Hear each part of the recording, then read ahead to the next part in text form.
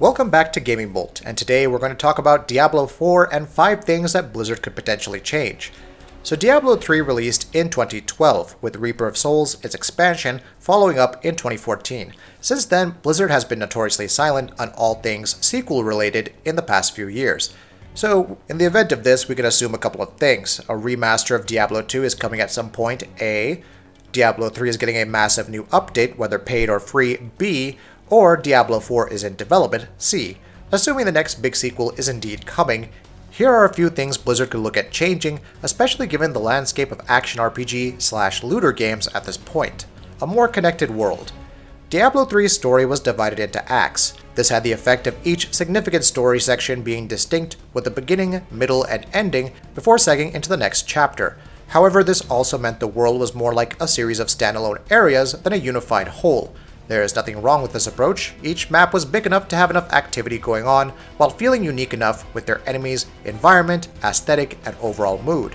For Diablo 4 though, I like to see the world become more connected. This does not mean a vast open world should be created, but it would be interesting to have more seamless progression between areas. Furthermore, enemies from one area could potentially affect another. Perhaps there could be different climate changes or modifiers that may cause enemies from one region to migrate to another and cause havoc. I'm hesitant to really go with a sandbox approach, but perhaps such encounters can appear spontaneously and motivate players to explore the world more in the end game. Better mission rewards. In Diablo 3 post-Reaper of Souls, loot was on a steadily rising progression curve. You'd often receive something better than what you already had, and it felt natural and right. Diablo 4 should stick to the same approach, but take some pages out of Neo's handbook. Developed by Team Ninja and published by Koei Tecmo, Neo saw you completing missions to net special weapons that are completely unique from the ones you pick up. These are more along the lines of guaranteed rewards. Of course, you also receive smithing techs later to craft your own version of some of these weapons that could be superior to the one received.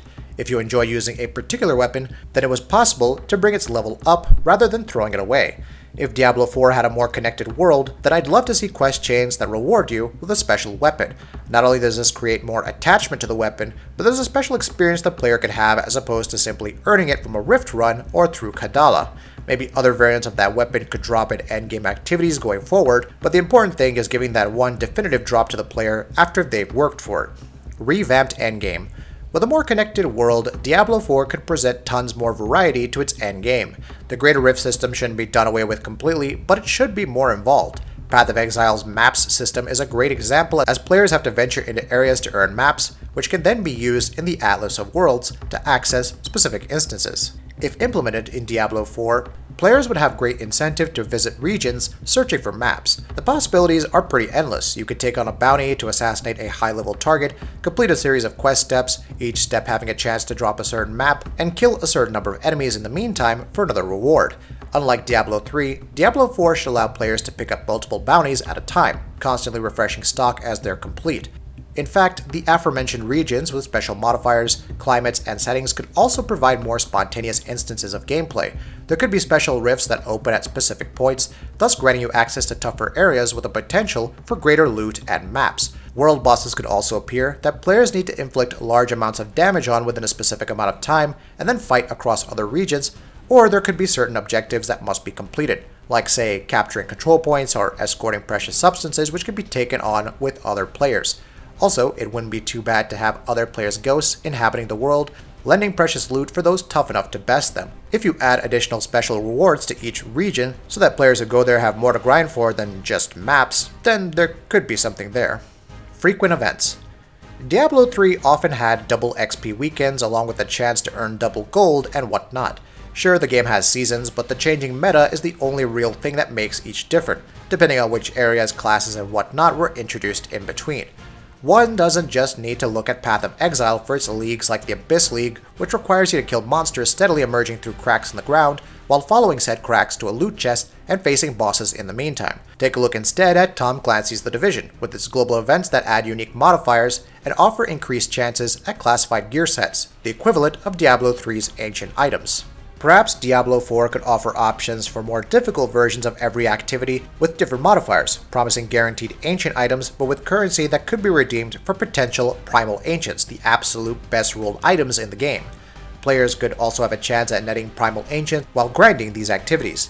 Then again, it wouldn't be a bad idea to have a completely separate side activity that unlocks special items, be they loot or cosmetics, for mastering entirely new activities, like, say, I don't know, raids. There could also be an entirely new approach to seasons with intriguing modifiers thrown in. More character customization. Now, I love the different gear sets and how they synchronize with the different builds that players have developed in Diablo 3. I love the sensation of a gear set being pushed to its absolute limits with different min-maxing possibilities. That being said, Diablo 4 needs a lot more customization for one's character. This has been a recurring complaint since Diablo 3 first launched and has heavily contributed to the popularity of games like Path of Exile and Grim Dawn. Players just want more control over how their character is customized. Granted, Diablo 3 does this in many ways with augmented gems, paragon points, and whatnot, and I can understand why this approach was taken. Sometimes you want enough depth to encourage replay value and experimentation while also emphasizing all the demon slaying. However, long-term players like stats, customization, and different choices. This isn't to say that Blizzard should just throw in a bunch of different stats and let the players hash it out. That was one major problem with Diablo 3's initial loot. But a large passive skill tree filled with meaningful choices that encourages players to stick around with a build for the rewards it could offer and enough variety to keep them coming back is a must. If games from smaller studios could accomplish this, Blizzard has to at least consider that possibility with Diablo 4. Even if that means throwing in a bunch of new things that players might not be familiar with. What would you like to see Blizzard change with Diablo 4? Let us know your thoughts in the comments below. That'll be it for this video. If you like what we're doing, please go ahead and subscribe, and we'll see you next time.